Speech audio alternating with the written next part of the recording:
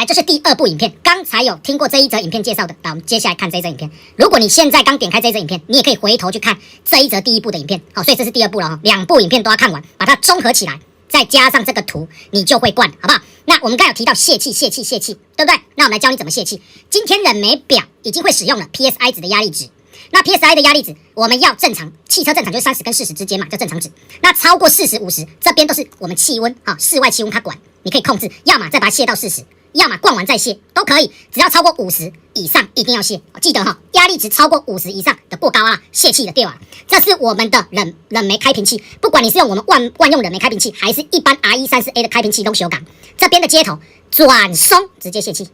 这个就是在密封的状态。你这边一定有接开冷媒开瓶器，一定有接冷媒嘛，要么接冷媒植肉剂嘛，对不对？你一点那个先接稳，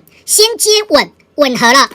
这个就密封状态的嘛，因为它卡稳了嘛，这里面有风电，这里面会有一个风电，跟我们的冷媒植肉剂卡稳，跟我们的冷媒卡稳之后，这边是采密封状态，所以你针刺下去也是密封，针拔起来冷媒才能过所以你过了之后灌完，你看完压力值过高了要泄气，你还没换下一瓶就可以转这个旋钮，